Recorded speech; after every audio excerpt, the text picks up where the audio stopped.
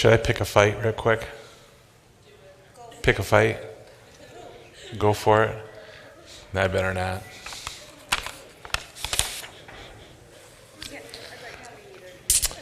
With everybody but one person or two people in this room. with the women, I just better lay low. But I know where the husbands are at, so anyway. Yeah, you're all curious, aren't you? The hint is in 1 Timothy chapter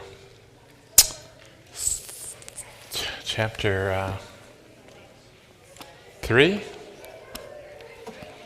Anyways, we're talking about how women aren't supposed to rule over the men, right? If you have a business meeting with more women at it than men, who's ruling over the men?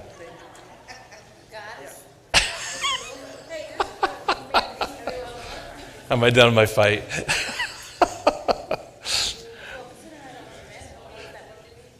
What does that mean? I guess we'd have to cancel the meeting. Oh, yeah. I don't know. Anyway.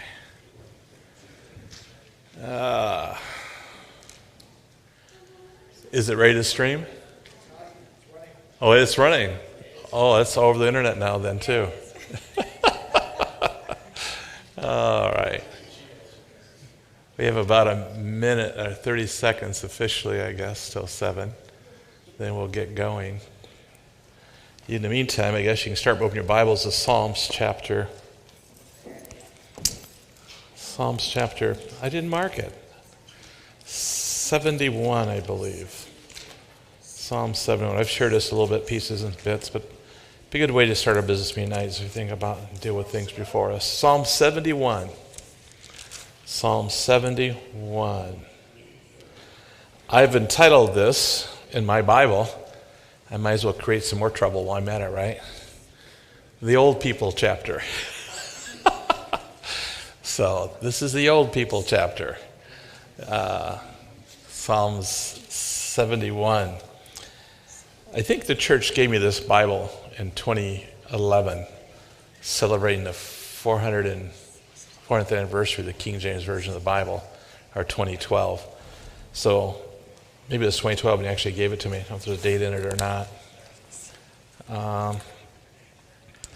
So this was probably on my first time reading through it, is when I labeled this the Old People chapter. And I wrote my name in it next to verse 9, so we'll pick up with verse number 9. I put T. Stout there, October 4th, 2012. So that's why I was reading through here as my acceptance verse. I do that sometimes in the Bible. I read a verse and write my name next to it, because that verse is for me. And so this is the verse I wrote for me. Cast me not off in the time of old age. Forsake me not when my strength faileth. When you're 20 and 25 and 30 and 35, 40, you don't think about that. But it does come eventually. Your strength begins to fail. And your hair really does turn gray. It just happens. Unless like Bob, then he uses a natural dye I don't know. Just kidding him. His genes are better than my genes, but anyway. For my enemies speak against me, and they that lay wait for my soul take counsel together, saying, God hath forsaken him. Persecute and take him, for there is none to deliver him. O God, be not far from me. O my God, make haste for my help. And he always does, doesn't he? Let them be confounded and consumed that are adversaries to my soul. Let them be covered with reproach and dishonor that seek my hurt. But I will hope continually and will yet praise thee more and more. My mouth shall show forth thy righteousness and thy salvation all the day. For I know not the number thereof. Isn't that the truth? You just don't know, do you? You get old and get gray hair and your strength's failing, but you don't know the number of your days. We don't know the number thereof. I will go in the strength of the Lord God. I will make mention of thy righteousness, even of thine only. And that's, the older you get, the more you realize the only righteousness a person possesses is God's righteousness. You know, you know the verse when you're young, but when you get old, you know the reality of that verse. There's all our righteousness as filthy rags. Only righteousness that I can know is his righteousness. And that's why I've said many times, anything you see me do that's good, that's give God the glory. Anything you see me did which is bad, just give me the blame. It was me. But God's righteousness is always there. O God, thou hast taught me from my youth. Hereunto have I declared thy wondrous works. And this is a verse that really rings home in my life, in my testimony, because when I first got saved, I instantly started volunteering to serve God. And I started learning the Bible. I mean, I don't understand people not learning and getting into Scripture and growing right off the bat. I got in the Word of God right off the bat and started learning things I never knew. My wife knew 10,000 times more about the Bible than I did. And but I caught her and surpassed her, I think. We don't know for sure, but it's really the truth, and that's the way it was in my life. God has taught me. Only God, thou hast taught me from my youth. Thereto have I declared thy wondrous works. Now also when I am old and gray-headed, O God, forsake me not until I have shown thy strength unto this generation and thy power to everyone that is to come. I've said many times, you always want to finish strong. And I think that's what David's saying right here. You want to be like Paul and Timothy says, I fought the good fight, I finished the course. And he wanted to hear from the Lord someday, well done, thou good and faithful servant. Verse 19, thy righteousness also, O God, is very high, who has done great things, O God, who is like unto thee. You know, the closer you get to God, the more you know the reality of that verse. And the closer you get to God, it comes with the old age. If you're growing, you're going to get closer to God. If you're not getting closer to God in your old age, there's something wrong with you. The older you get, the closer you get to God. Then you begin to ask yourself, why wasn't this close when I was young? But anyway, you're going to get closer. Thou hast shown me great and sore troubles. Thou quicken me again. Quicken me to make alive, and shall bring me up again from the depths of the earth. Thou shalt increase my greatness and comfort me on every side. I will also praise thee with the psaltery, even with thy truth of my God. Unto thee will I sing with the harp, O thou Holy One of Israel. Now, I don't know how to play the harp. Bruce made me what do you call that thing? What? Dulcimer. I played with it, you know. But a bit close to the harp I ever get. But praise the Lord for all he does and keeps doing and will keep on doing. My lips shall greatly rejoice when I sing unto thee, and my soul now is redeemed. My tongue also shall talk of thy righteousness all the day long, for they are confounded, for they are brought unto shame that seek my hurt. And it's just the Lord. It takes care of us, and I think this may have been a Psalm of David. We're right at that break-off point. But anyway, that's what it boils down to. For each one of us as we age. I want to read one missionary letter because I was excited about today, and it's going to be in the bulletin Sunday. Just make a point of it. From Clint Rardin. He's in Mexico City, and Mexico's really trying to close churches down, and they pretty much have closed his church because city officials will kick him out of his building, basically. He won't have a place to meet anymore. And so they went to a park. The police came and asked them to break it up. So they moved to another section of that park where they could spread out more. The police came back with several police cars and paddy wagons to haul him off. And he finished his message, and people went home. Nothing happened. But pray for him. That's the sum of his letter, because they don't know what to do about this coming Sunday. The people were glad they worshiped together, but they just can't meet in park, outside, separated anywhere. And I didn't realize it, but when he stayed with me last time he was here, it's fun to have the missionary stay with me, get to know him better. He's an ex-Marine.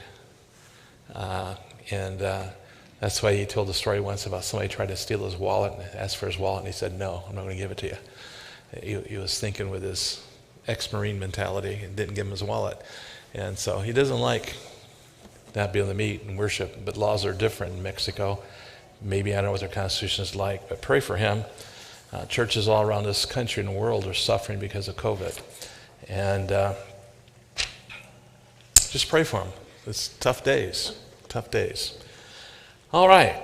Let's say a word of prayer. Father, we thank you for your love for us. Thank you for this evening. Thank you for this time we be together right now. Pray bless and direct in this meeting all that's done and said might bring glory and honor to your name, that your will be accomplished. Now we ask in Jesus' name. Amen. All right. This time we'll have our secretary's report.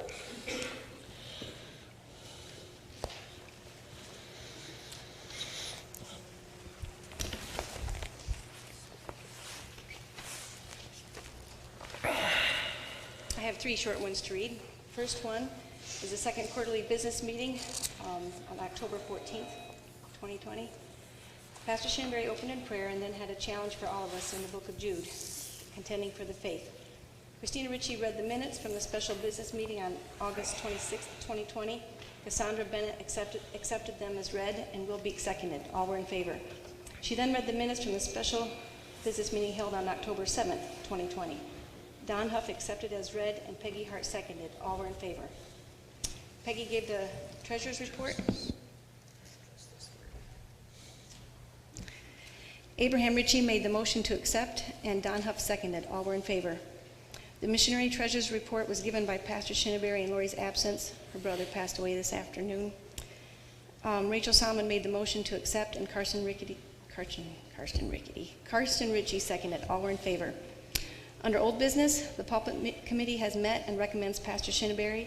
The information is in the bulletin. See below, and I have a section of it there. Also in the bulletin for November 4th is having Ritchie Construction come and present their bid. Next item was the pregnancy van. It's on hold, perhaps in January. And then the wheelchair van we have stopped pursuing. And there was no new business. And Stephanie Beek made the motion to adjourn, and Cassandra seconded. All were in favor. So that's that one, Pastor.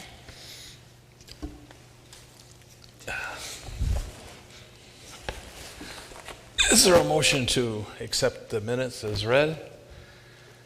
Okay. Any other questions about it? Who's that? I'm sorry. Willie Beek. Any other questions about it? All right. No other questions. All in favor say aye. Opposed? It's unanimous. Who seconded it? Karsten. Okay, then I have a real short one on November 4th. It was a special business meeting. Pastor Stout opened in prayer, and he talked about the election for a bit. Then he read Psalms 37:1. Pastor then had John Ritchie from Ritchie Construction come and have questions answered. He answered many questions from the congregation.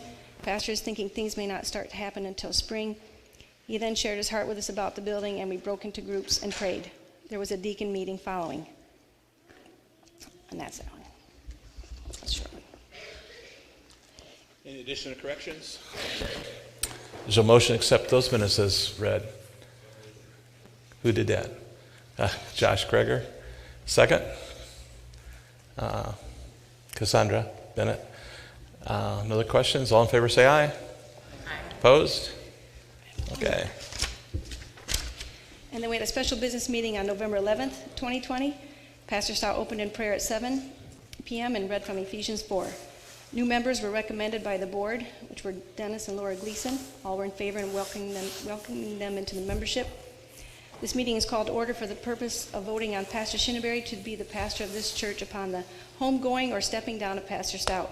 Bruce Burkett made this motion, and it was seconded by Wayne High. Item number 1 on ballot. There were 39 yes and 3 no. Pastor Shinneberry would tell us in the future whether he accepts it or not. A motion to adjourn was made by Cassandra Bennett and seconded by Will Beek. All were in favor.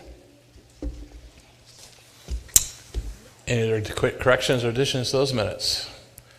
If not, is there a motion to accept those minutes as given? Bob Rasmussen, is there a second to that? Well, I took Cassandra. I'll get her back in a minute. I was looking for somebody new, but Cassandra makes a second. Any other questions? If not, all in favor say aye. Aye. Opposed? It's unanimous. Okay. All right. Is there anybody from membership, Brother Don? Okay, nobody from membership.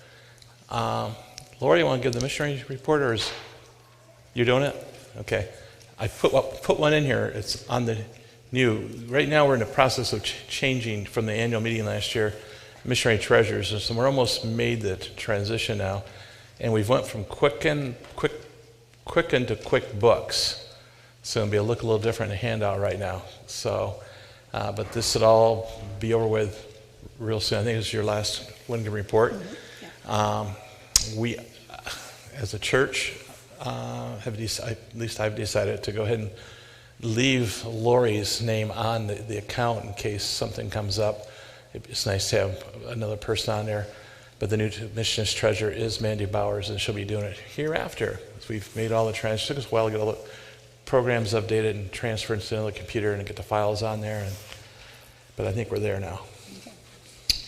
All right. The balance in our missions checking account after I paid sent the quarterly checks out on 12/17. The balance as of 12/31/20 is $2,829.20. And then the balance in our honor credit, which has both our money markets and it has our special fund, which we pay like Union out of it every month, help support them. The balance of that account as of 12/31 was $43,838.62. And our Christmas offering taken during December was $3,465, and that's split between 15 missionaries. So they'll each get $231, and that will be sent out shortly. And that's it. What was the missions checking account balance you had? Well, as of 12/31, I don't know what the date that's. Okay. Because I go through the end of the quarter. Okay. But it was $2,829.20. Okay. Right now there appears to be 6,294. We probably don't have some cleared checks yet from the quarterly. That's the ledger balance. Oh. Which one are you talking about? Missions too? Yes. Anyway. That I took yeah, I know what you're saying. Okay. The Christmas offering is probably still in that. Okay. Gotcha. So once Gotcha. that's taken out, it'll be. Gotcha. that amount. Yeah, the Christmas amount's still there, and you get the Christmas amount out of your I amount. haven't sent No it. problem. I'm just trying to match up the numbers in the report with what she said, and that makes sense to me now. That's the transitional part that's kind of hard to get everything lined up right now. Okay. Any other questions about the missionary report? Yes. Did I understand there's a new missionary treasurer? Yeah, annual meeting, we voted Mandy Bowers to be the new missionary treasurer. She was elected at the annual meeting because Lori quit. She did quit. Annual meeting in April. Yeah. Which we didn't have till June. What? But we didn't have it until June. We had that in June. Oh, we didn't have the meeting until June. Okay. The meeting didn't actually take place in June because of COVID. So everything happened late. COVID's really messed things up. But the church at the annual meeting that happened in June instead of April elected Mandy to be the new treasurer because Lori wanted a break. But she's still working with it, and she's still willing to help. And so it's not like she's walking away from it. She just tired of dealing with me, I guess. Anyway, any other questions about that or anything else? All right. Is there a motion to accept the missionary treasury report as given? All right. Way back there, Zach. Didn't recognize him. Not because of the mask, because I haven't seen him so long. But anyway, good to have you back, Zach. Second that motion? Zach Parks made the motion. A second? Will Beek. Any other questions? All in favor say aye. Aye. Opposed? Unanimously. Okay. Peggy is not here tonight. As you know, Jim had a gallbladder situation. Surgery didn't go real well. Ended up with a lot of extra days in the hospital. And this past week, he had a heart attack in the hospital. And he already has, I think, 5 stents in his heart. And he had 2 completely blocked arteries on his right side. So his right side of his heart wasn't functioning at all. But he was the right place to have the heart attack. He was in the hospital. They put 2 new stents on the right side, and they put a balloon in there, which is something new to me, to keep it working correctly, because it didn't know how damaged the heart was. Praise the Lord. They've taken the balloon out. Heart's good. They said it's not damaged as much as I thought it was. He was in critical care unit yesterday, and today he's out of there. So he is getting better, but keep praying for him because he's been in the hospital a long time right now, about 2 weeks or longer. And they won't let his wife in to go see him. I don't know what that's like. I've offered her several times.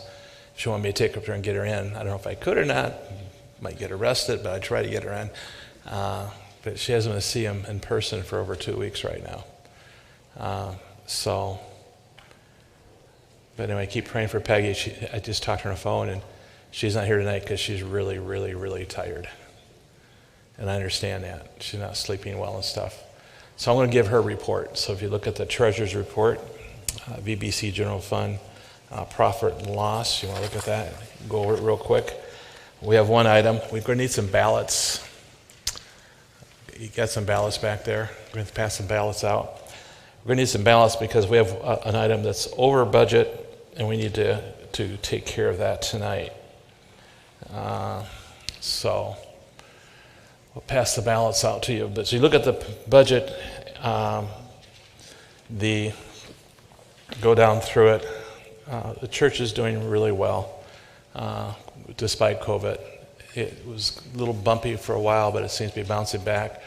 We're within $1,000, I think, of where we were at last year at this point in time. So, so it's doing pretty well, really is.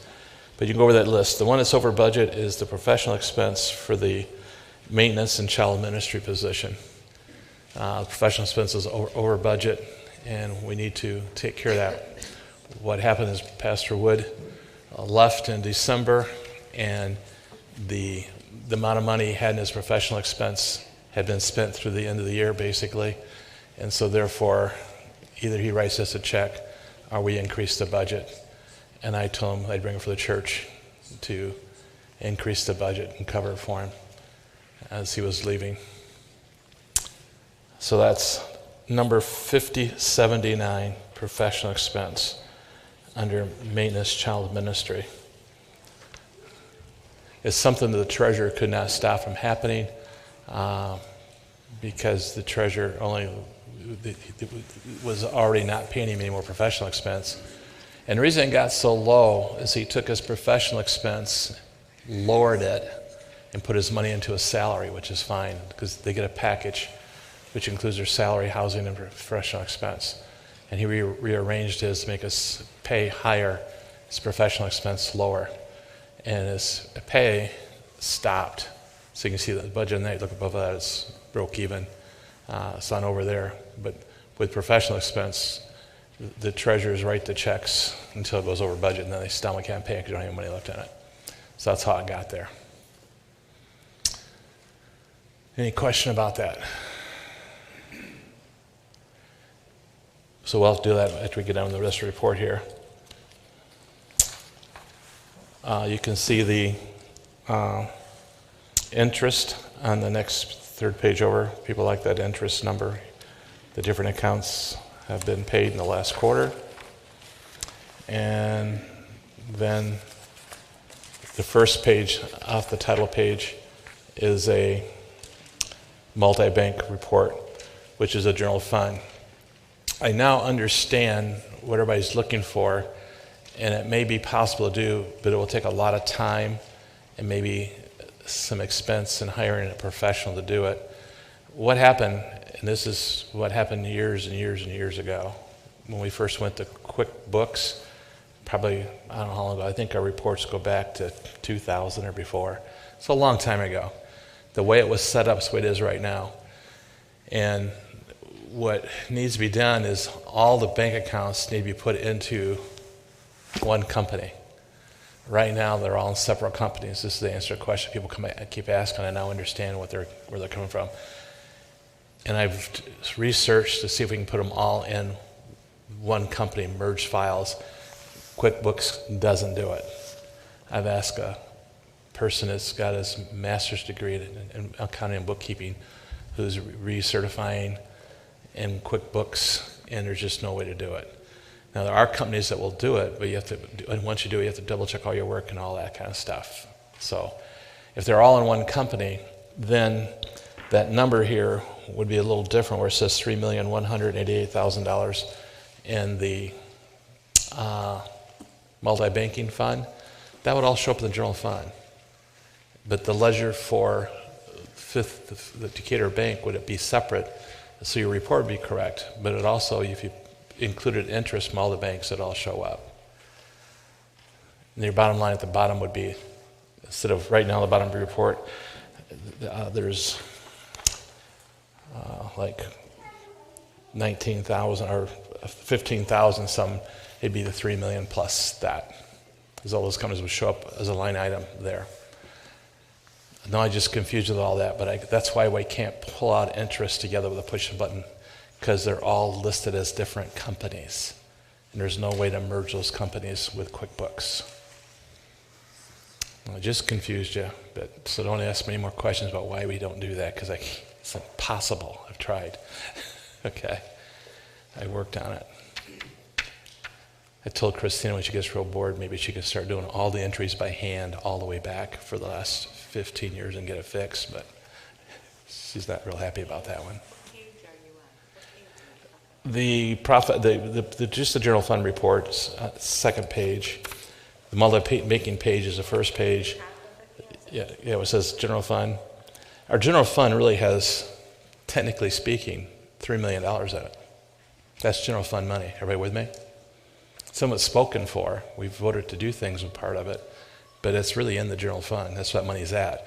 But it's not in the general fund in our report because it's in several different banks, and those banks are all listed as different companies. So we have to put them together like that to show you the balance. See, that was goofy. I surrender.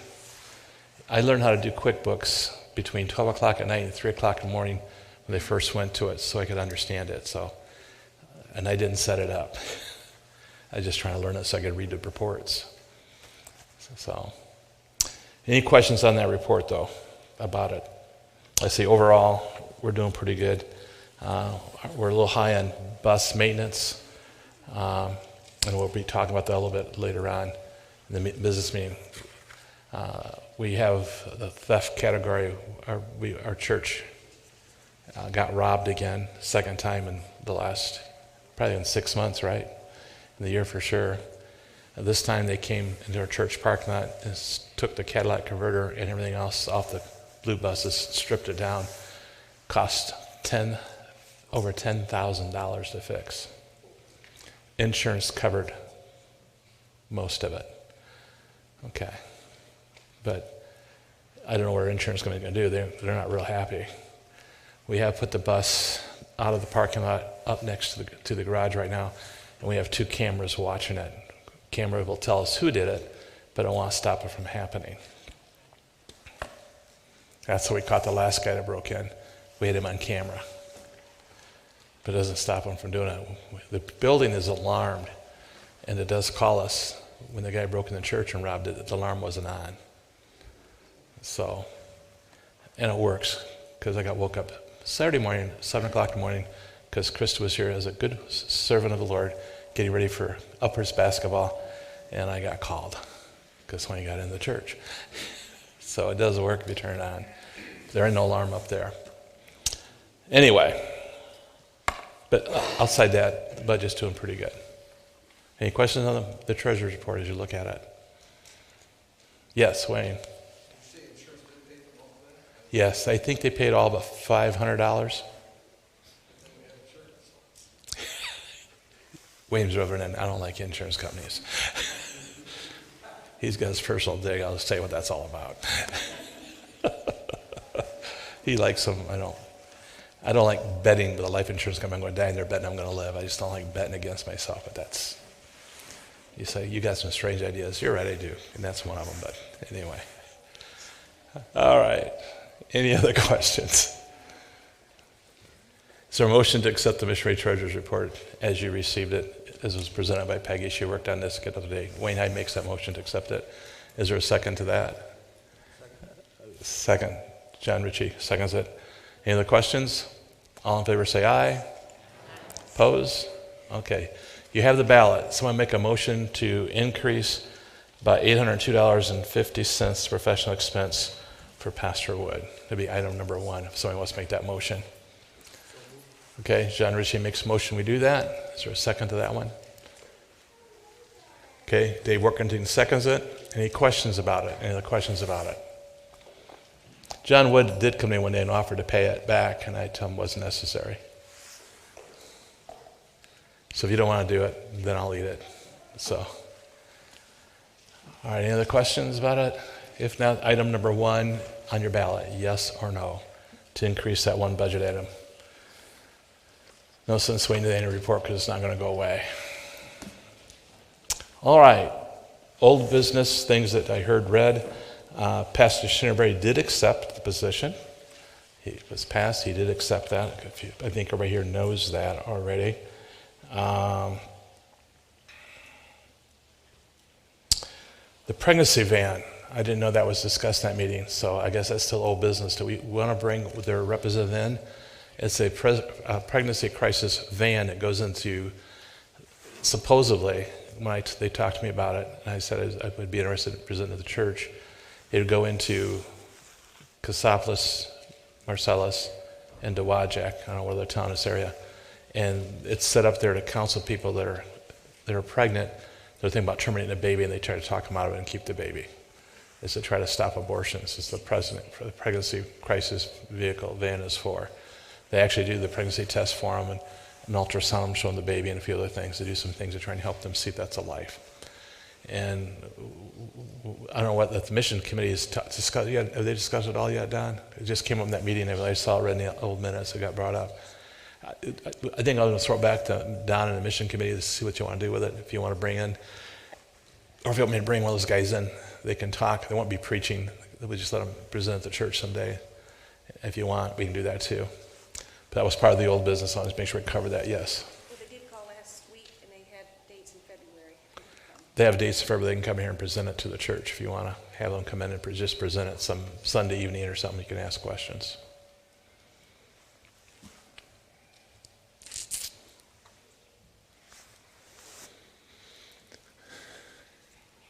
Anybody, any opinion or comment? Yes.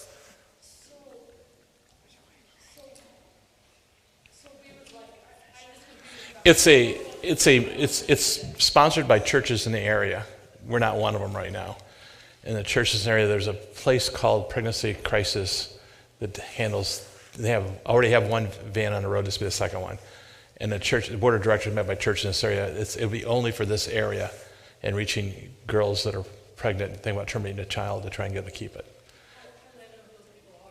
They don't. They hope they walk into it. They park in town. They have a big sign on it, Pregnancy Crisis, and they give free tests, pregnancy tests, etc. It's like a free health service center. And these kind of questions, if you bring them here, you can talk to them. They can answer better than I can. Okay? Yes, Wayne. My biggest concern, the first I'm hearing, is that we're working with other churches. We don't know what kind of counsel they're giving. Yeah, that's good. You bring them in here. It's kind of ecumenical in that sense. It covers a lot of different churches are involved in this. Anytime you get involved with pregnancy type stuff and stopping abortion, it gets very ecumenical. Catholics are involved in it sometimes because they're very anti-abortion. So you do line up with some people. Again, they'd be better apt to answer those questions than me. Any other questions or comments? I guess if you want me to bring them in, you want the church to bring them, let Pastor Ray know or let me know, because that's kind of where it's at right now. I think you need to meet them or something. Or Don, let me know whether you think the missions committee is interested in having them come and just present it. I'm not opposed to it. I like the idea, but I don't like the ecumenical side of it. I think this one's for the most part made up of pretty much so Bible-believing churches in the area. But they're not all King James churches, but they're somewhat Bible-believing. Okay. That's the old business. Any other old business I missed? That's what I just picked up listening to the minutes. Okay. Some other old business, which is part of the new business, is that it wasn't read in the minutes that we probably wouldn't be able to do anything until spring when it comes to the building project. And really, until we have a set of plans back from the state saying they okayed it, we can't even do anything in the spring. So I've talked to John Ritchie, and he's willing to submit the plans without being hired for the job. Church will pay any expenses he incurs to get the plans to the state and get them approved. And if the state approves those plans, we come back to the congregation and decide who we're going to hire to do it. We just got to get the plans approved. And he can get it approved with his license. I think that's what John's telling me. Any question, you can ask John about that. That's where we're at. We have a set of plans drawn by the architect without state approval right now. And if we're actually going to build a building, we need to know those plans can be approved by the state. And then we have to make a decision whether to do it or not. And if we're going to make a decision to do it or not, I think we need to rule out whether the plans are approved. If the plans aren't going to be approved by the state, then there's no sense voting to build because you don't have any blueprints, right? So, any question on that? That's something I don't think, well, it has to be voted on because there will be some money involved. So it'll have to be voted on because we have to reimburse John Ritchie for any fees he pays to have the plans approved by the state. I don't know exactly how much that is for sure. I'm pretty confident it'd be less than 1,000, but I don't know exactly what it'd be. Do you have any idea what it'd be? It may be more than that, but I'm guessing from the last time around it's about $1,000 or maybe a little less. You got to go through the fire department part of the state. You got to go through the building construction part of the state. Since the school, you got to go through that part of the state. There are several state agencies involved in getting this thing approved.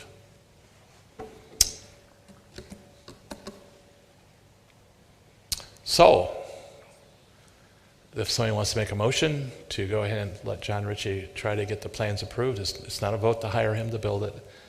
It's not even a vote to build it. It's just a vote to get those plans approved. And we'd actually pay then the actual cost, what the state charges us. Right, John? Am I right? Okay.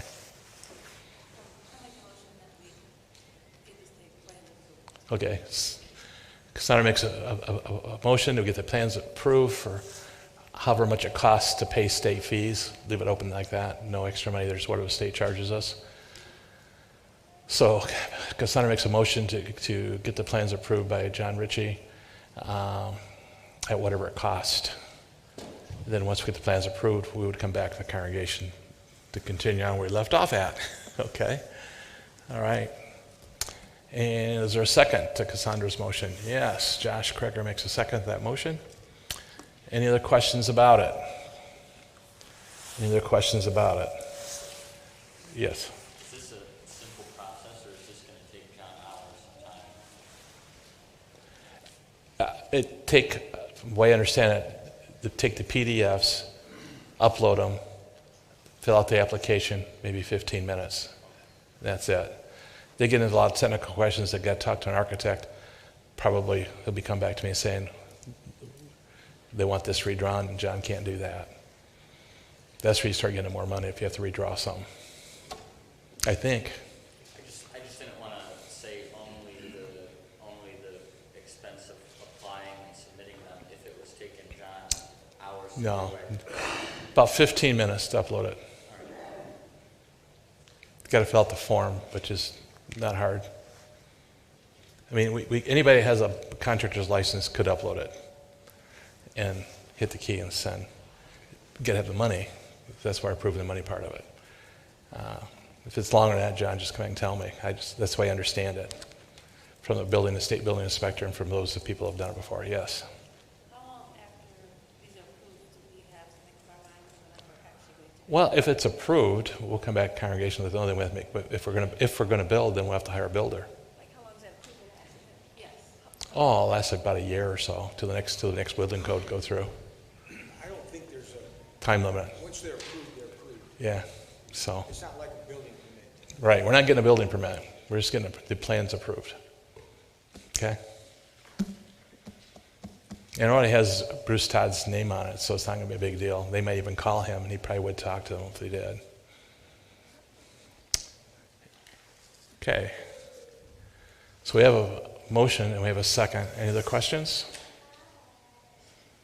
Yes. Yeah, it's been a ballot because there's some money involved. Be number 2, item number 2.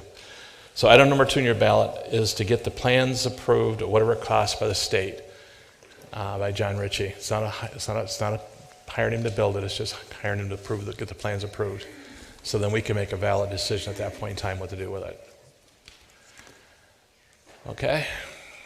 Any other questions? If not, mark your ballots in. That's number 2. Number 3, another money one. Pastor Frank Owen has left. Everybody knows that. Reformers is about leadership. And we have 2 couples, Will and Candy Glassford, and also Christina and John Ritchie, that take that ministry over. It's a good ministry, and getting people in is tough. It's a tough group to work with and get them here, especially out here. But they're, we like to keep it going, like to keep the ministry going. It doesn't cost the church much to keep it going, other than people's time to work in it. It meets the same night of our Awana Club right now.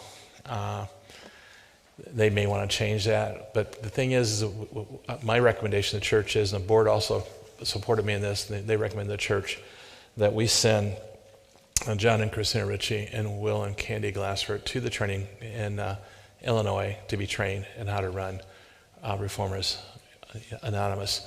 If one couple can't be there, the couple can be there. So we have 2 people trained to do it.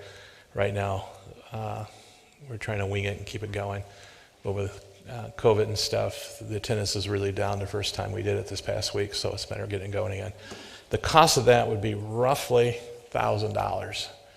That count their motels for 2 nights, I think, because they don't get done till late the last night, because they actually go to a Friday night meeting that gets over about 9 or 10 o'clock at night, so they'll probably stay that night, so try and drive back.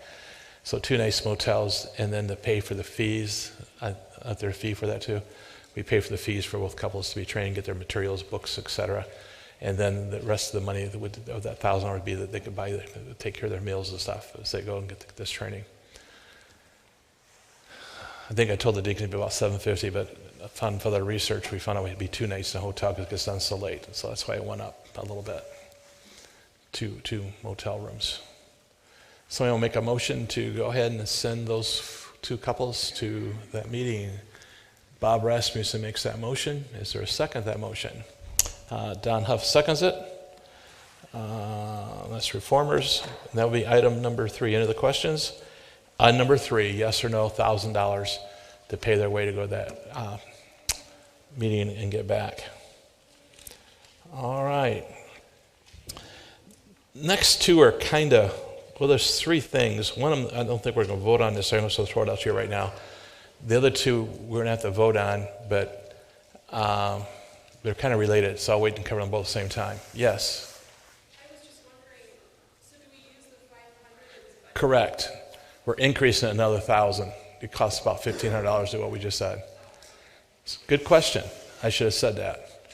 Okay. It takes $500. It's already there, plus another 1,000 to cover it all. The training alone is $795, I think. So that leaves about $700 for motel rooms and meals and gas to get there and back. But I don't know if we got that in or not, but go ahead. That included the 700 some included the hotel. Hotel, okay. Yeah.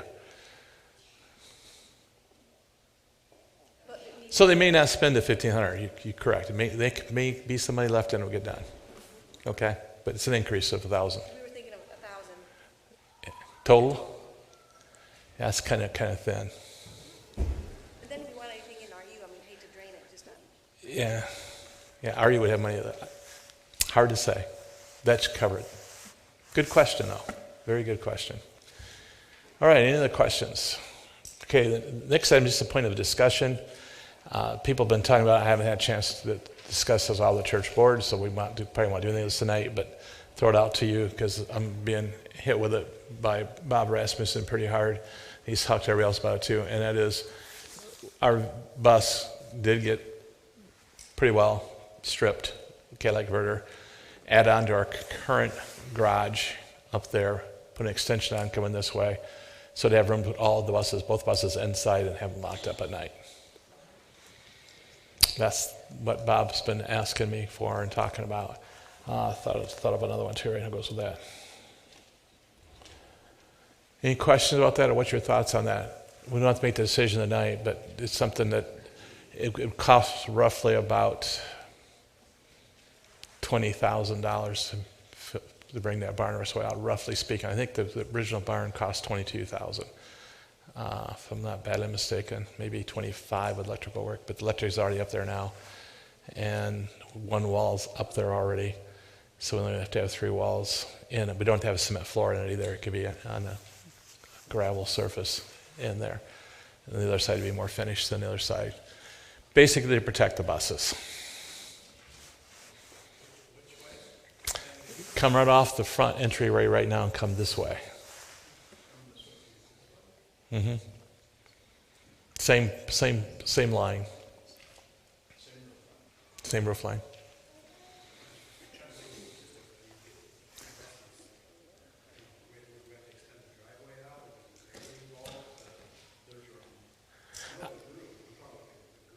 We're not going to grade it. We're going to let it run downhill and just run down there. It's going to be dirt and just we don't have to put a lot of. We're going to have to put gravel down there. We had to do that anyway.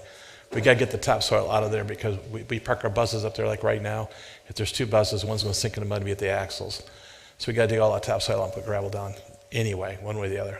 That has got to be finished so the buses don't sink up there. And we had that pull one out last year because it just sunk sitting there. With the spring weather and stuff, with the wet weather, it just goes kabunk. A consideration is the inside of those buses too, if they got vandalized. I know that when it was down, Pastor Wood took those seats apart, and I was amazed. I looked up that lining that those bus seats are made of. That's at least like $30 a yard. So each of those seats, if somebody was to get into those seats and vandalize them, and you added the expense up on those buses, it's awesome that we didn't have the interior damage. I mean, we replaced them just to replace the thread, but that expense alone. Yeah, they'd be protected better in there. Our seats get damaged by our own kids, and the threads come out, the seams come apart and stuff. No, yeah, I know, but what I'm saying is Oh, and protect them from weather too. they would be protected from weather, but they also would be protected on the inside if they were inside a building from vandalism. We wouldn't just be protecting them from outside expense. Those buses are pretty low mileage, and we have about, with the repairs and everything to them, we have about $70,000 into them. So we'd take care of the buses better. But like I said, I'm not pushing to make a decision tonight, but something to think about and discuss. We got them cheaper than that, but the time you fix them up, put lettering on them, then they break down, put money into them. I don't know if they fare better inside than they do outside. I don't know. But anyway, if you got comments, make them right now, because we're not going to make I'm not making a decision. I just want to bring it up tonight. Yes? Don't we need to do it before spring so the buses don't sink in the mud? No, we can't do that before spring because we got all gravel and stuff. That's going to be a springtime job. Should have been done before this as far as that part's, whether we build a building or not, we've got to make that a better driveway up there because it just kabunk. Kick it around, let people know how you feel about it, and if any other questions come out right now, I don't know much about it. I know for sure it saved us from getting robbed, maybe, although they robbed our garage. This is our 3rd robbery in a year. This is our 3rd robbery in 1 year. Yeah, I forgot about that one. The first one, they robbed the garage. They broke the door off and got into it. We have since put a deadbolt on it. They haven't broke in there again, but I learned a long time ago, thieves get in. I don't know whether we put an alarm up there. It was a noise alarm. It would help. Put a siren on it. It definitely waked the neighbor up. He'd get mad. He gets mad and calls me. I might even hear this alarm in my house even, but yeah, we've had three robberies in a year. About a year. Was it about a year? The garage one might have been longer. Might have been a little over a year ago. Yeah, so we've had 3 robberies here. They took a lot of our power tools and stuff, lawn equipment, out of the garage when they broke in. Who'd ever think people would rob churches like that today? Pastor Ray said that one of the news stations talked to Pastor Stacy at Calvary Bible, and they'll call and talk to us about people breaking and robbing things. I don't want to get involved in the media. I didn't want to deal with that. Yes. You know, one thing to consider is with the bus being inside a building for vandalism and for somebody stealing the converter or the Cadillac converter off of it, that would be a lot more comfortable situation for them to do that Inside a building? inside the building. Oh, okay. There's a switch. Yeah, I noticed that. Yeah, people want to steal are going to break in and steal. By the way, you talk to the police department, talk to the business area. The guy in Marcellus owns a garage up there. People have stolen Cadillac Verters off cars in his parking lot. He doesn't leave cars outside anymore. What's his name? Don? What? Todd. He's been robbed. Police said a lot of people in this area have been robbed. Anybody that has equipment at all, the Cadillac Verters are getting robbed right now. It's a pretty big ring right now running through this area. Indiana too. I guess they're about you build it down, beat them down. That titanium that they're made out of is worth over, is it titanium? What is it? What's it made out of? Platinum. Okay, platinum. Being out of platinum, that's pretty expensive stuff. It's over $1,000 or better. So it's not a small robbery. You go out at night and get about 10 of those, you made a good night's wages. Anyway, that's another part of the argument. You put it in a barn, you still get in and rob it. So anyway, kick it around. I'm done with it for now. Let people know how you feel about it, all right? Just so you know it's being kicked around, you know about it. The other thing is this, though. We have the opportunity right now to put a diesel fuel tank up there. They'll fill it up and sell it to us cheaper. We can get it anywhere else. And they'll do that as a service without any problem. I'll charge us extra for it and stuff. I think we have a tank that's been given to us for free. We just got to pay it to match the building. And we'd have the lawnmower, which is diesel. We don't have to run to a gas station and get gas, bring it back and store it in there and stuff. It would be, all our diesel stuff, bus fuel, that would be here. We'd have our own outside tank to run diesel with. Yes? Well, people still. Got to be able to turn a pump on. If you break in the building, I guess, and turn the pump on, you could. Yes? The place will sell it to us. They'd like treating churches right. It may be close, but it saves us a trip. Having to take it from here into town somewhere to get gas and come back, or run into town to get gas for the lawnmower and come back. It would save money that way too. Trips, people on the road driving to get fuel. It'd just be diesel, wouldn't be gas. Just the diesel. That will definitely draw more thieves around. Will it? Those container things that you got to put them in, well, I guess if you had a self-contained, it's not too bad. It's all been donated for free. It doesn't cost nothing.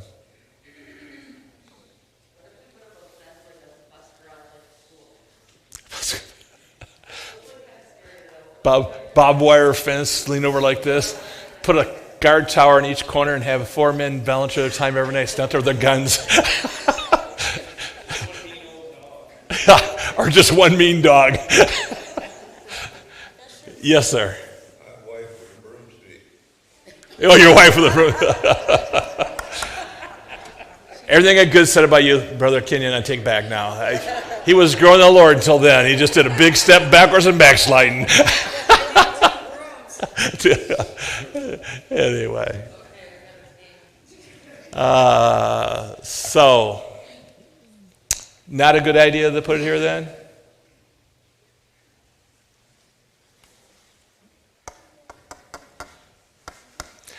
I probably need a decision on this one. So, Can we fix it? No matter what, things can be stolen from us. well, you can take the fuel out of the bus right now easier than you can take it out of a pump probably. And once those tanks are full, all you have to do is take gas off and siphon it out. I was preaching in prison several years ago. I don't know how many times Dave's been told that when he's preaching there. A guy came up to me after and said, I have to confess, I've stolen gas from your church so many times out of vans and stuff.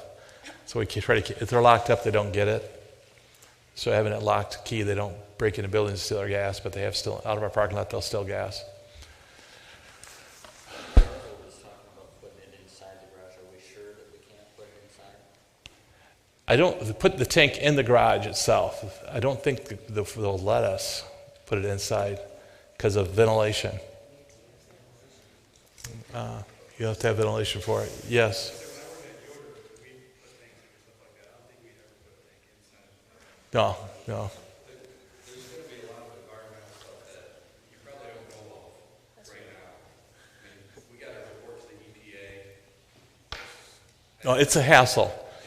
if the neighbor across the street wanted to put a diesel tank in the ground, they had the EPA or somebody called to talk to me to find out where our well was at. And then they said, we can't do it unless you build a container to hold it in under the ground even. So you can't have an in-ground one for sure. There's going to be inspections, and they're not going to tell you. And then whoever uses them, the law in Michigan is they have to be trained yearly To pump it? to have What happened to the gas tank in your backyard when I was growing up? You just put the tractor in. free. So at each one of our Michigan service centers and probably every gas station, attendant has to go through it. So there's got to be at least one person that's trained to pump Yeah. gas. And you know the shut off, you need to have a kill switch to shut off, all that stuff. Wayne. Go along, like I said, you have to pour a concrete floor and a wall around the tank too. You can't just sit on the ground. Because you have to have it contained in case that tank ever. Got a leak, right. It's got to have two forms of containment. It's got to be a double containment. A double wall containment. So a concrete one, and you have to have a polymer other one, two concrete. I give up. Probably nobody wants to make a motion to do that, do you? The way the discussions went, I don't think there'll be a motion by wanting to put the tank in right now. I have a hunch. I know I don't feel comfortable about it until I got a lot more information I have right now. I'll mean a whole lot more. So I think we'll just, that one's, yeah, Bob. Make a motion, we forget that. Okay. Bob kind of wanted to have the tank there, so that's a big move for him. Okay, but anyway, we're just not going to, we're not going to put it there, and we're going to hold off on it until we get a lot more information and maybe come back. But I take what you people knowing a lot more about it than I do. So, all right, that's done. 2 more items. And they're kind of related. One is my future here at this church, which brings us to the one I'll bring up right now. And this was I think, Brother Huff, you can help me out here. When you talk to Pastor Chamber, you ask him about maybe if he'd want to have somebody to work with him someday. Am I right? Get that conversation? Okay. And I suggested to the board that we go ahead and let Pastor Shinbury start looking in the future for somebody to be a new family pastor or outreach pastor to help him outreach. I like the word outreach, really, kind of like family. Either one's fine. Yes, they'd work with children. Yes, they work with teenagers. But try to win those parents to Christ and connect families with our church and outreach. And he would be able to start looking for that person right now because they're not easy to find good people that can come alongside. And then that person would help with naturally release time classes and all the children's ministry, upwards basketball, Awana, everything. So it was my idea. I think it will help him get off running start. We have the money in the bank to do it. I believe that the new person, and I've given this lecture to Pastor Murray probably 18 times, a little exaggeration, may have been 36, but you have to pay for whoever you hire. You got to help try to grow the church, eventually pay the salary. So he's got to bring people in. If you don't bring people in, it's not going to be beneficial. I'd be somebody that wants to go out and reach moms and dads and people and try to bring people into the church. And so the vote of the church would be to go ahead. The board recommends to go ahead and allow Pastor to begin a search. Naturally, to hire anybody who has final say. You do, the congregation. He doesn't have the final say. You, the congregation, says the search would have to meet with the board, be interviewed and questioned by them, get through all that before I bring the guy to the church. And he'd have to go through Pastor Shinbury's interview, and as long as I'm here, my interview, and eventually come to you as a church to assist him. So that's one item. It's kind of related to me because we've lost 2 staff people, which is fine. We can get along without them. But I may be gone too and removed totally out of the picture. So you'd be losing 3 payrolls and picking up 1, which would be a lot smaller than mine, about the size of the 2 you lost. So financially, the church is still way ahead, saving about $120,000, $30,000 a year on staff, even when you're adding a person. Roughly speaking, those are rough numbers. I don't know what the guy would be paid yet, because again, I have to go between the board and the congregation back to you to make the final decision on that also.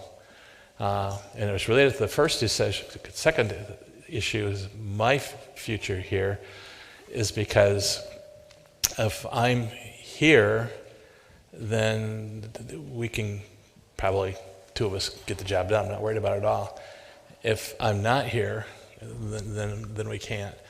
And I'm up in the air. I've got three things I told the board. Either one of the three are fine with me. They met tonight. I don't know what they decided. I'll let Pastor read that over here in a second. But the three options I gave them, one is just to say, go. So then I have to take that into consideration when I would leave. And I have to find a place to live and stuff like that. It'd take me a little time to make that move. But probably go that way. I'm not doing as well as I did health-wise.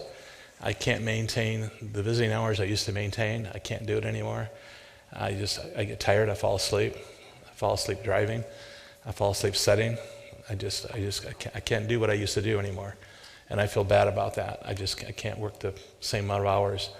I probably worked an average of 60 to 80 hours a week, and I just can't do it anymore. I really can't. And so I love preaching. I love teaching. It's not the issue. But I've always been out knocking on the doors, and I can't knock on doors like I used to. And if you don't knock on the doors, you don't grow the church. Don't grow the church is going to go away eventually. You got to keep reaching people and bringing people in if you want the church to keep going. There's a reason why churches don't have children, because you're not winning families to Christ. Win families to Christ, you get more children. And we have a lot of people visit our church that have kids because of the children ministry, and we go try to win them to Christ and get the parents committed to come to church too. So, but that's one option. I just go away. Another option is that I go part-time, and I don't know how long I'd stay, which is okay too. And I already told the church that no matter what happens in April, I'm going part-time. I'm cutting my pay in half. I've already told you that. I'm going to keep that. So that's definitely going to happen in April, unless the church votes it down. Won't let me go take half pay, but then I just write a check and give it back to you every week that you don't know anything about it. But I'm going to go part-time at that point in time, for sure. The other option that has been tossed around is pastor emeritus. Pastor emeritus is a little different. It's a new concept for people, and it's something churches do across the United States, especially when somebody's been in a church as many years as I've been in this church here. And that means that I would stay here and be in not paid, zero. I wouldn't be paid the salary to be here. Maintain my office, and could still visit, help people, and still teach once in a while, or Sunday school. I just wouldn't be paid anymore, which is not a big deal. The money is not, like I told Pastor the other day, money. I've never made a decision on money ever in my life, and I'm going to start right now. With Pastor Emeritus, I would stay in a parsonage, and that's maybe a tough one. So that we almost should say is like a money in a sense, because I'd be living in a parsonage. But those are the three options that I left the board meeting, because I must decrease, he must increase philosophy, which I've told you about that already. It's what John the Baptist said about Jesus Christ. And so that's kind of where it's at. I don't know what happened at that meeting, so I don't know whether you want to go ahead and vote right now, authorizing him to get a family pastor or outreach pastor, start searching for that. Again, he only goes through the interview process, brings him to the board interviews him, they discuss it, and then they decide to bring him here. Then you get to meet the guy and ask him questions, and then you have to vote on him. Everybody understand how that works? So giving him the option to start looking just means that we're not offering somebody something that's not realistically going to happen if he gets the job. It goes through all the steps. So, yes.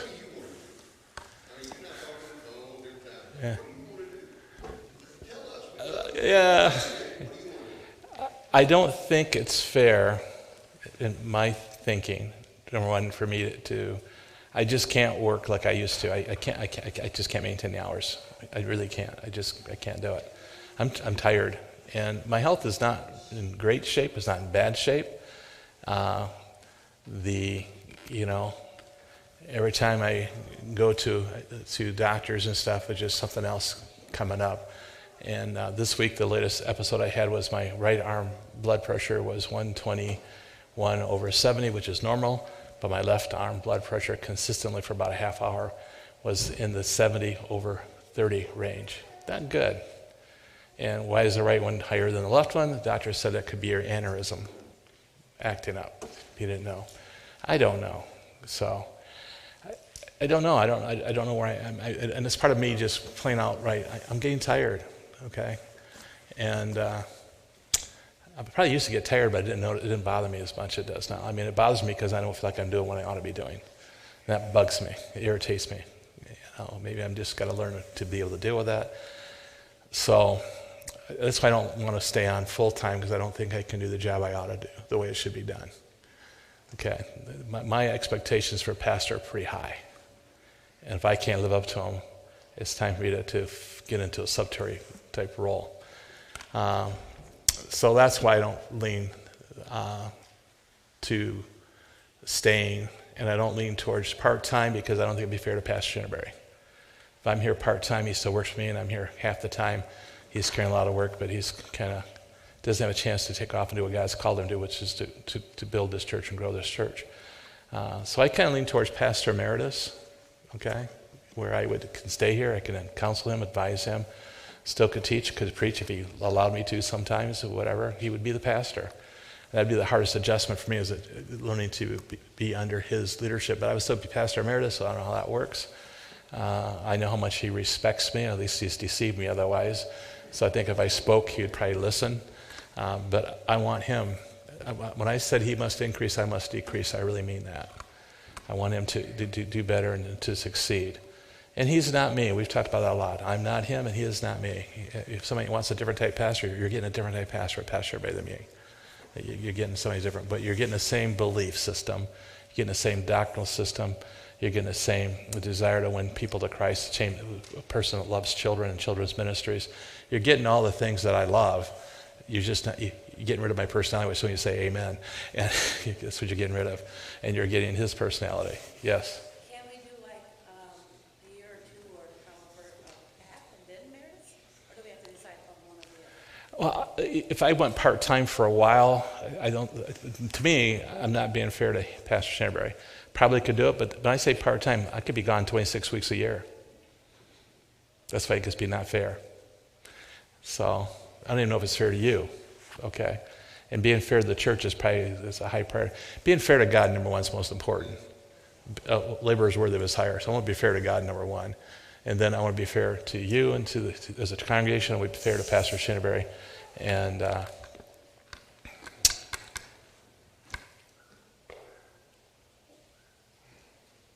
hate to admit it, but I'm slowing down. I played a college football game when I was 50. Stood up, played full contact, played the whole game. Started on offense, played the whole game. Played a little defense too. I think I could do it right now, but I know I would be in the hospital the next 5 weeks. So my brain has outlived my body. And I'm starting to have lapses. I have to think harder, remember things, bring things up, write down things more often than I used to. Not bad, I'm not horrible yet, but it's not quite. So I kind of prefer Pastor Emeritus, kind of, which means I don't have to be here at all. I could be gone for the whole year. The parsonage, I would be occupying it. We did a little test of that here last time I was gone.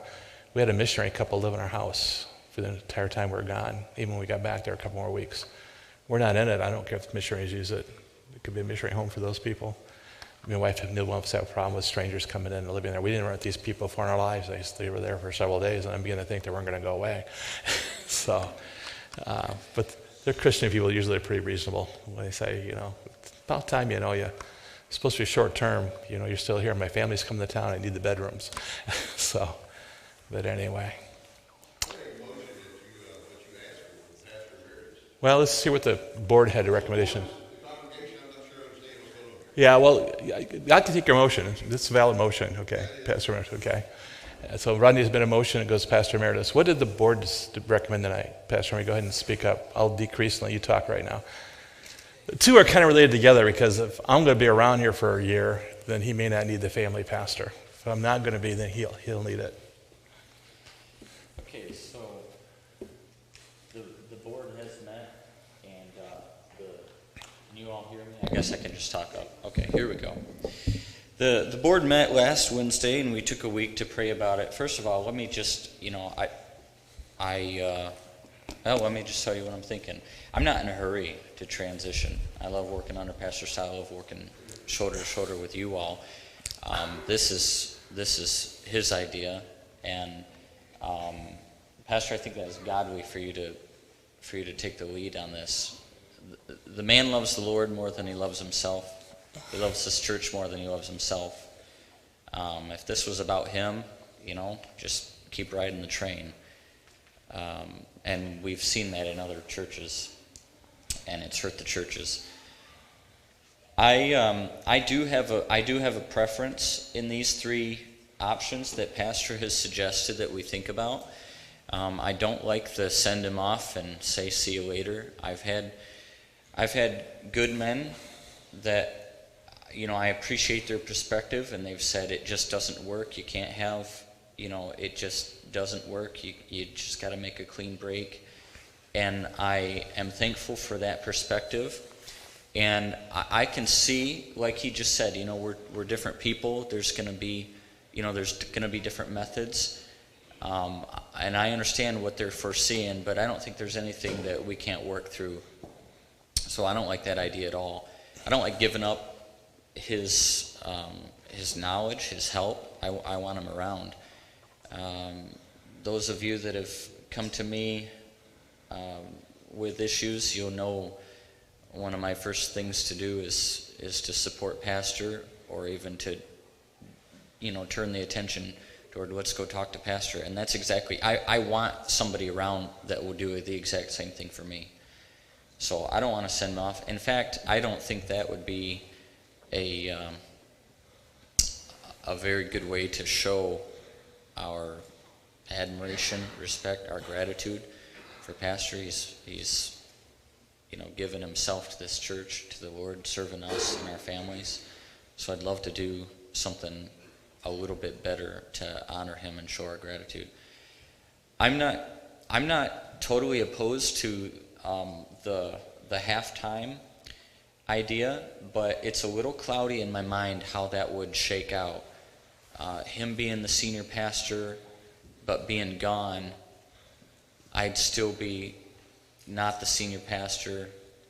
I'm not even sure that we would hire somebody else, and that seems like that would be very difficult.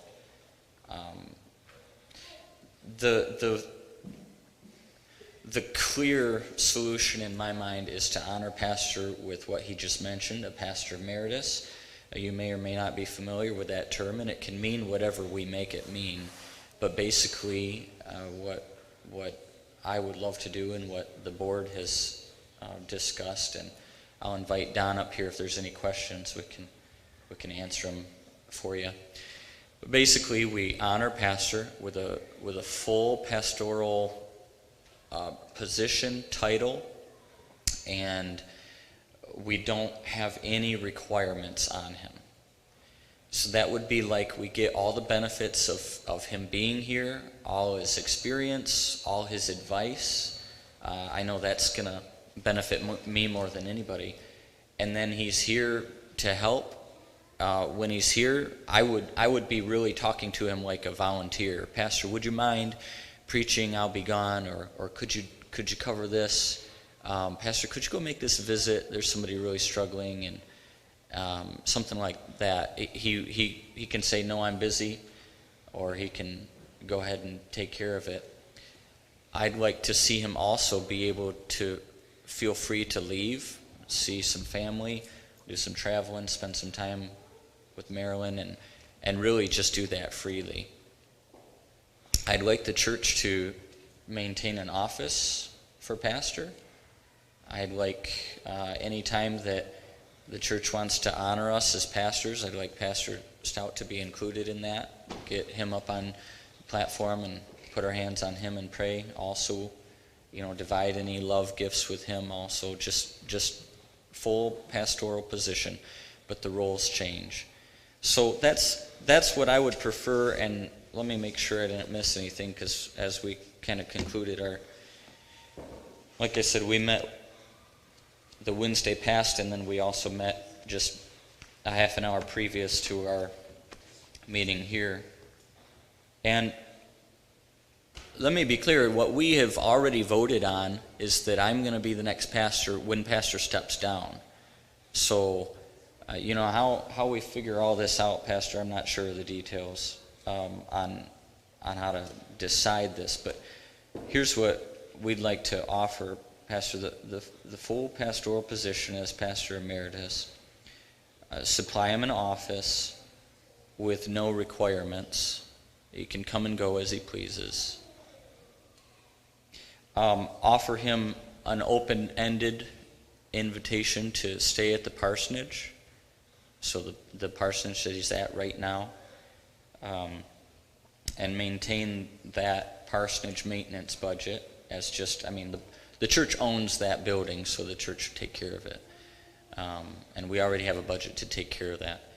But open-ended so that pastor can stay as long as he wants. If, one of pastor's children or, invites him to move away, that's fine. He can take off that, that would be fine. He in other words, he can turn this position down right now or any time in the future, and then we'd have the parsonage back. And a few other things, but let me take this question. Do we pay utilities often? Right now we don't pay utilities, but the church has set up a rabbi trust fund for pastor, and I don't know that exact balance, but it could take care of utilities for many years. I would like, if we do this, to include utilities. Okay, you include utilities. Utilities is kind of open-ended, but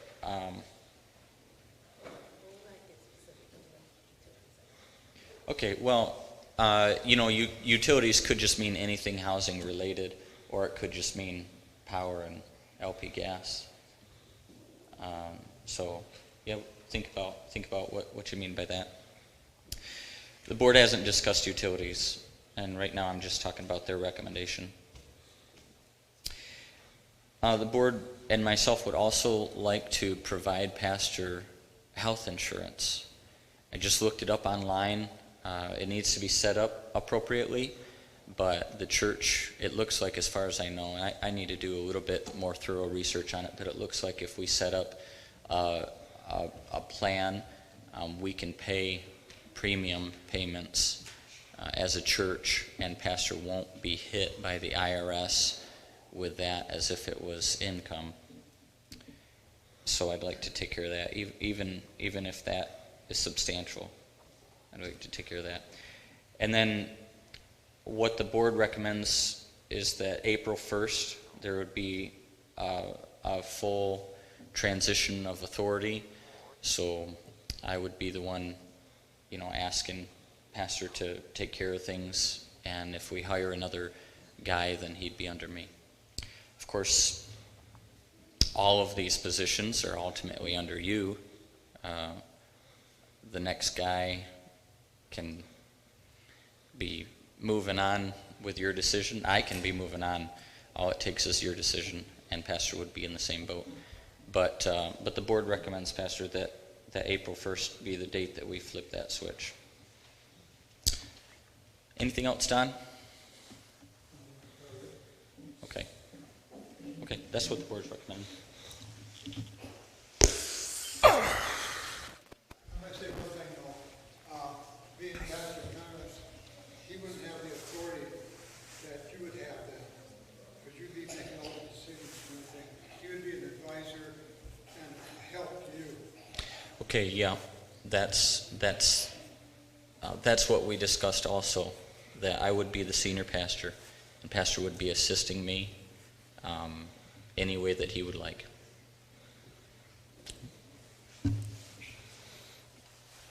Assisting him means that I might not be here, which means no assist. I might be here 1 week a year for the next 3 years. Okay. But he could call me on the phone, anything else he wants to too. Rodney. Here's the thing. I don't know about the rest of you, but there's been many times I call and he picks the phone up every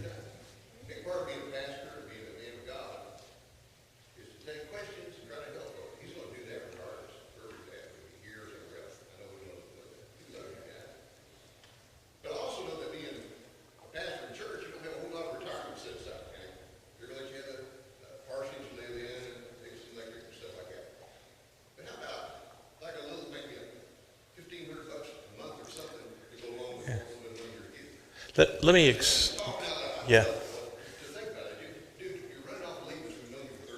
Yeah. Yeah. April 1st, I'm not totally comfortable with. I do really feel like I want to get past my 30th anniversary. So we're within a couple of weeks there. But that's, church can say April 1st, and I wouldn't say it to fight it. I do want to get my 30 full years in if I can. 30 full years in, yes. And I appreciate you bringing that up. We weren't aware of that date, and I think, I don't want to speak for the board, but I think we would be very flexible about that. Okay. I understand where you're coming from now. The April 1st is, we missed that, and that's important. Yeah, That's important to I'm us. trying to get past 30 years for whatever reason. Maybe it's a selfish one. The Rabbi Trust, I want to explain that to everybody here. Years back, I tried to take a pay cut. It's in the minutes because I couldn't figure out where the money went because somebody made a recommendation that passed to give me a pay raise, and I didn't want to take it. What happened is when I went on Medicare, that's what we call it, the right name for it, my health insurance dropped drastically. Okay, it's starting to climb back up very rapidly, and I wanted to kick that money back to the church. And the church says, no, you keep it, which amounted to a pay raise for me in my mind, because it was going to something that the church agreed to give to me. And so we set the Rabbi Trust, which means if I don't spend it, it's your money. If I spend it, it's my money. And it can go for anything that's housing allowance related, or even professional expense probably. Probably work for about anything you want to. Well, those things right now is the same category. Technically, it's the church's money. Technically, it's my money. If I die, I want the church to get the money. So in answer to your question, there is that money there that I turned down a pay raise. Then he wanted to give to me anyway, so I said, "Then put it in a Rabbi Trust that can supplement it." The other thing, God's been really good. Or maybe I'm really sick. I don't know which. The VA has awarded me last Thursday, I didn't know about it last time I met with the deacons, I am now 80% disability. I have a lot of medical issues going on from neopathy in my right and left side both, enlarged heart, and a bunch of other stuff going on right now. And so 80% disability means that I'm getting $1,800 every month from the government. So I don't need the money, and God's taking care of me. I'm not doing Pastor Emeritus for money. I like to know where I'm living. The parsonage is nice. Otherwise, I got to buy a house, and which is fine. I'm willing to do that. And I would. I'd take $100,000 and go start looking for a house, and I'd move somewhere. So where to live is a big issue for me right now, where I'm at, because I don't feel I can, like I said earlier, I don't feel like I can physically do the job I feel a pastor ought to do, and that bugs me to no ends. I'm becoming what I despise in some pastors, so time to stop off. I don't know where the VA is going to go with this. I have more pending cases before them right now under review. Could actually go up, and I don't know what happens with that.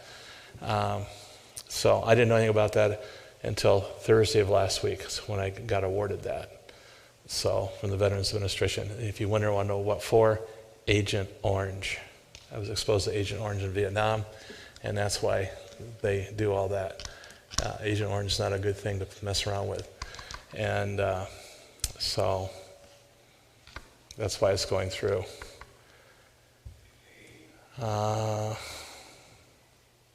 So anyway, money-wise, I mean, I can't believe God dumped that $1,800 a month in my lap. So my wife said I earned it. I don't think so, but I made more money last week from the VA than I made in 4 years in military, and one bad paycheck. Pretty scary. So anyway. Ronnie made a motion, Pastor Emeritus, I think is what you said?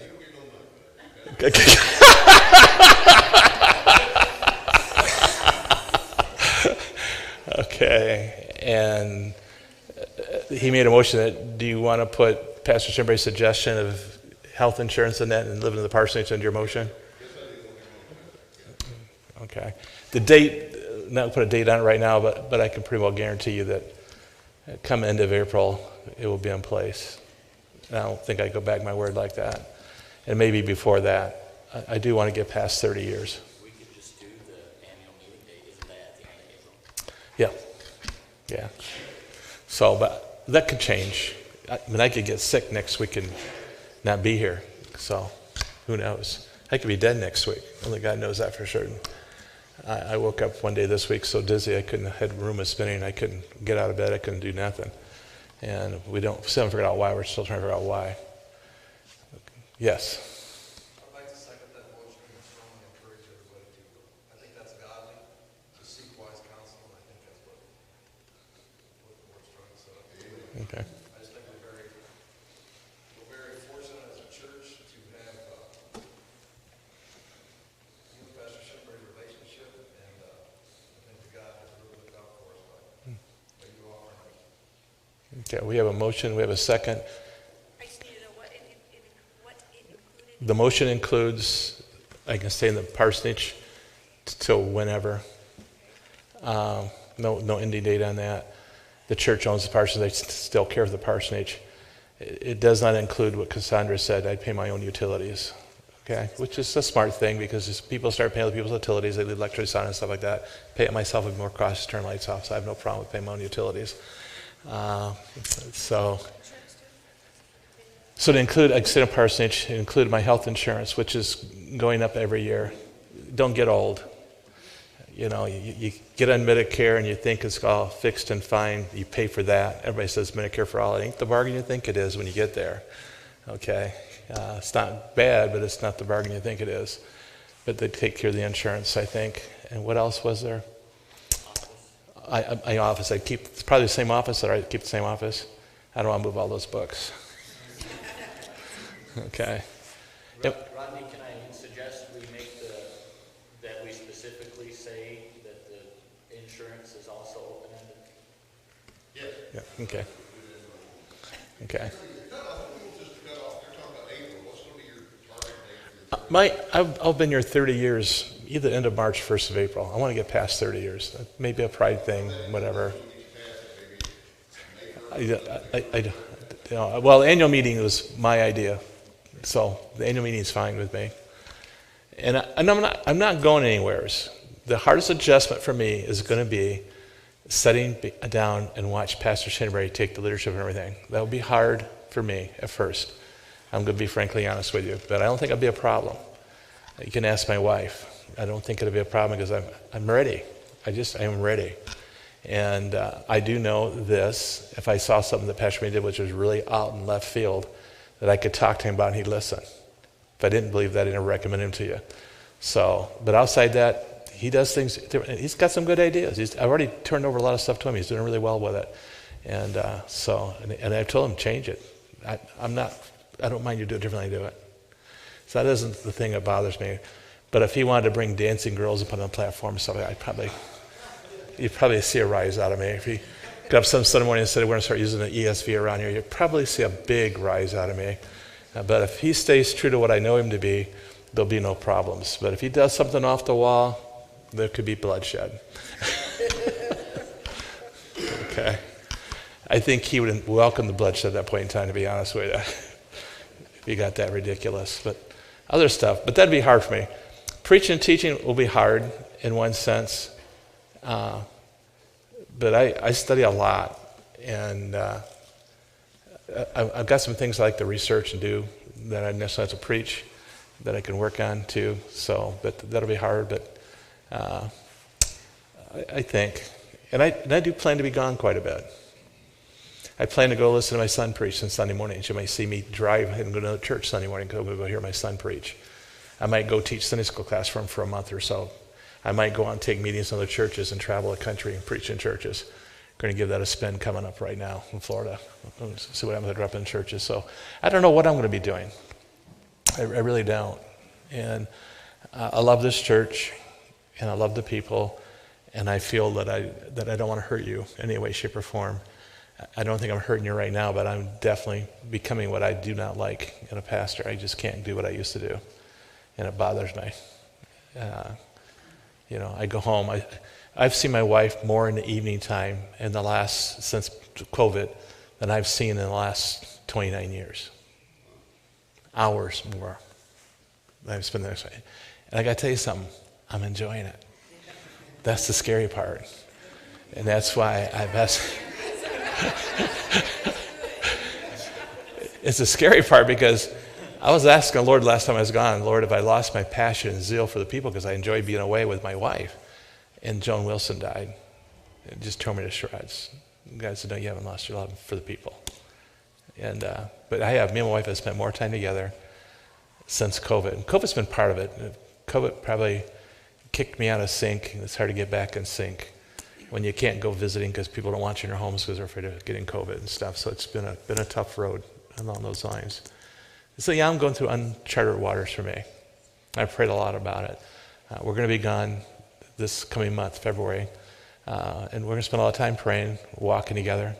We're going to Florida. We're going to walk the beaches and the Gulf side every day. I'll probably walk a mile, 2 miles every day. People will see us and they'll ask us, are you newlyweds? We've got old gray hair because we hang on to hands and walk the beaches. We're just looking forward to spending some time together and praying and seeing what God has for the future. And part of that's Volinia. If I go Pastor Maris, I'll be here quite a bit and probably more than I planned on being here, to be honest with you. I don't know. There's no guarantees. I just don't know. I don't know what the Lord's got in store. It gives me the freedom to go out and travel and preach and help small churches. I've had a burden, you know that, for the last several years, help small churches. I can see myself go help a small church for 6 months, help them get back on their feet. I can see that happening. They don't have to have a place to live. We just take our motorhome, live there, and do it, and help the church get going again. And then I don't know what the Lord's got in store. I really don't know. And then the Lord may just take me to heaven, which is okay too. He might keep you in the parsonage for 30 years too. People have asked me about this. Said, well, how long would you stay in the parsonage? I said, till I die. And they go, oh. See, I don't know. And I could leave too. I could move out of the area. Anything's possible. When I came to Volinia 30 years ago, I had no intention of staying here 30 years. I had no intention of leaving either. But I figured it would be 10, 12 years and be out to another church somewhere else. So the Lord's been in charge of my life, hopefully. All right, so we have a motion. You got the motion all down? It's got everything in it, John? You were in the board meeting. You got anything to add? We didn't put Cassandra's concession of the thing about utilities because Randy said if a guy's getting $1,800 in VA, he doesn't need more money. That is a lot of money from the VA. And it's not because anything I did spectacular. It's because of Agent Orange. If you want to know why. When Agent Orange is attached to it, it's almost a green light. Once you prove your case and the doctors back you up, it's just a green light. Admiral Zumwalt ordered it. People said, did he know what he was doing when he did it? No, because his own son died of Agent Orange. He was in the Navy at that point in time, and he ended up dying with Agent Orange. So he didn't know what he was doing, so I don't blame Zumwalt or the military. They just didn't know what the herbicide would do to people. Yes? I didn't know if it mattered for the motion, but for the 30-year thing, I had asked Christina a while ago about the dates all the pastors started at, and yours is April 21st. Oh, 21st I started here. Well, it gets me past the 21st then, doesn't it? So I want to get the 30 years in. Again, that may be a pride thing. I don't know. I just feel comfortable about 30 years. I really feel comfortable. And I was thinking the annual meeting, which would probably be after the 21st of April. Did you say it won't get you past? It will. Yeah. The annual meeting get me past the 21st of 30 years. I told the deacons on last meeting we had with them in January last week that this is probably the last January meeting I'll be with them. So, I mean, my plans have been pretty well in my mind where it's all heading. I just didn't know how I was going to get there. And I needed the church to make a decision on that. So we have a first and a second. You want to read that motion back so people understand what it is? I'd like to amend the motion to the 1st of May, where we make sure we cover the date. Okay, he wants to add that to his motion, 1st of May. Now, the reason we said the 1st of April, that is the end of our fiscal year. Right. And therefore, the new budget will kick in, and we thought that'd be just a good time to No, I understand that. take Yeah, yeah, I understand it's a good time to do it, but every year we operate for a month without a budget anyway, so it'd be the same difference. There'd be no pay raise or nothing like that to go back and give retro pay to me. It might be for Pastor and everybody else, but mine would be locked, finished, and over with. It's just the ending date's all we're looking for. So back to the annual meeting for a month? He made the minutes motion to May 1st. Yeah, so we're paying for a month. Up until you. Whatever comes close to that, where that Friday is around then, which was shorter, I'll take the shorter one of the two, so maybe before the 1st, but it'd get me through that end of April. I'm not looking for the money. In fact, I'd probably work those 4 weeks for nothing. I just don't want to step down to that. It gives me a little chance to digest where I'm headed. Like I say, I'm going to be gone for a few weeks coming up, and give me a chance to pray about it and really know. I need this time with the Lord right now. It's like starting a ministry. I always wonder, where is it going to be at next? What was going to happen? And the end of the ministry is almost very, very close, the same thing, only a little different. So it's a lot more fun anticipating what you're going to be doing instead of what you're not going to be doing. So, but I don't know what I'll not be going. But go ahead. Okay. Rodney Hickson makes a motion to give Pastor Stout the title of Pastor Emeritus until, including the parsonage, health insurance premiums, and office use until, open-ended until, starting May 1st. Okay, 2021. I got it? Okay. And the second came from Wayne. Okay, any other questions about it? I think that's item number 4. Okay? And the church now knows. I've been getting calls from people because of the paper article. Pastor May made front page in Marcellus. I don't even think I made front page when I came here. But he made a front page of Marcellus News. Yes. Yes, that's what I'm going to right now. Now, the board recommends that we give Pastor May a green light to go ahead and start looking for somebody to become the new outreach pastor, family pastor, one of those 2 titles. Me and him both agree on this, that it needs to be somebody that wants to reach families in the community, go out and win homes and win people to Christ in their homes. And so the reason we went away from youth pastor with Pastor May and others is because I think he's more effective as a family pastor, can work with young couples, etc. And the parents, he has a title, but outreach pastor, same difference. Okay. By the way, just back up one little bit. Pastor Emeritus, as I understand what you're talking about, it's the full privileges and honor of being a pastor. People call me Pastor Fine, call me Tom Fine, I don't care. But that's what I understand, without the authority. Right. Okay. I don't know if you want to put that in, got it in a minute somewhere. You got it all written down. All right. So someone make a motion that Pastor may begin to look for somebody to work with them. Cassandra Bennett makes that motion. Willie Beek seconds it.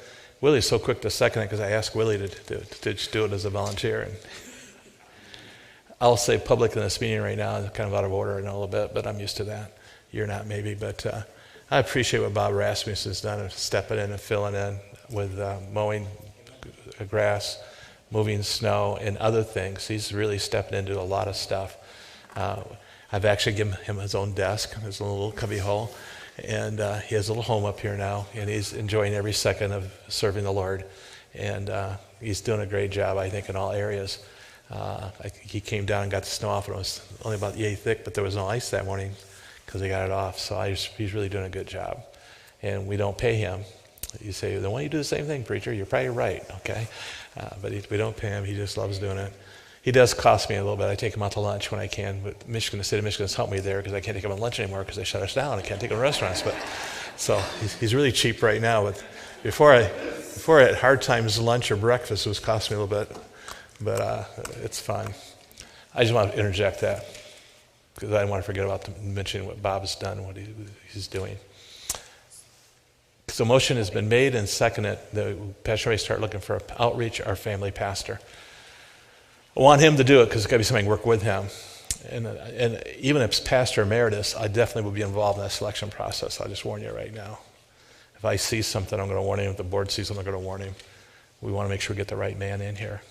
So wrong people can cause problems, as we all know. I've made a few of my mistakes.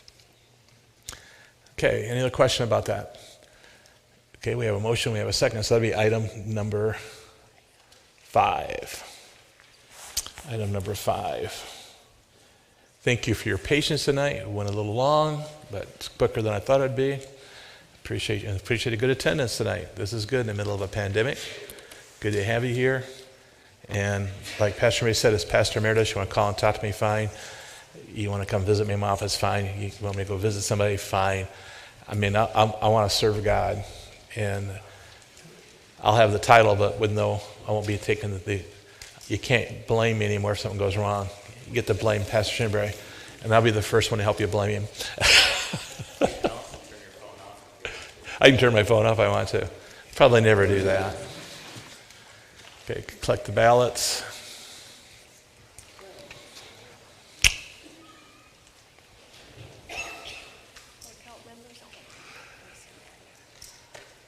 You can count members, make sure we get more votes than we have members maybe, but dead people aren't voting. Yes. I have a question. Pastor Chinneberry's salary will need to be increased. Will that be taken care of at the annual? Yes. His salary, we talked about the other day, is, well, look at it, okay? Get your report out, look at it. I did look at it to see where it was at right now. His total package is $50,650 on housing and salary. Mine's $56,000. There's only about $6,000 difference in the two right now. Okay, then you could look at maybe splitting the difference because it takes a long time to get there, maybe less. So he's in a ballpark right now. We talked about it. I'm not against giving him a raise, okay, but we talked about it, and I think it's good that you brought that up. I respect that. That's good. Well, actually, it'll be taken care of in the budget meeting. Correct. Is it good enough? Is that all right with everybody else? Take care of the budget meeting? Yeah. Budget meeting, make a recommendation to the congregation and come back to the congregation at that point in time. The difference in our packages is because I tried to take that pay cut because my health insurance was a lot more than his. That's the difference in the package under professional expense. So at the end, before I turned 65, my health insurance was almost $18,000 a year. You can thank President Obama for that. The Affordable Health Care Act. Because my insurance went up about 40% when he passed that, which is crazy. Because I was old, no kids. It's good if you're married and got lots of kids. I tried to adopt children, but it didn't help me any. Nobody wanted to give me any of theirs. So, any other questions? As they're counting ballots right now. Again, I appreciate you all being here. Good to see you all here. Kept Brother Kenyon up beyond his bedtime. You probably want to stay all night, though, after comment he made about your wife, though, don't you? Anyway. You talk about my gray hair. Anyway. Old man. I'm getting there.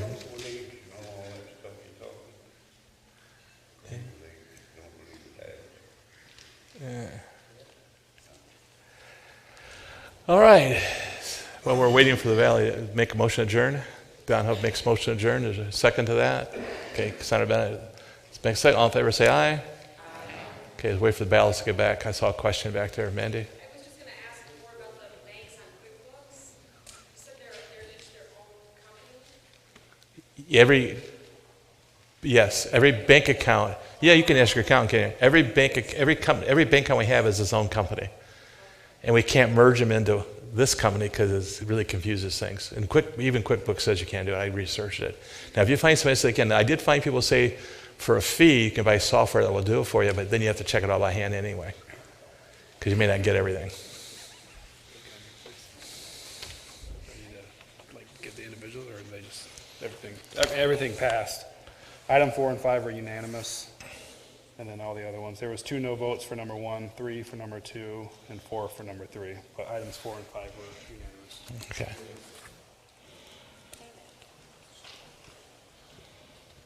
All right. You're done. Thank you for being here. Got any questions? Ask. Got a question? Ask.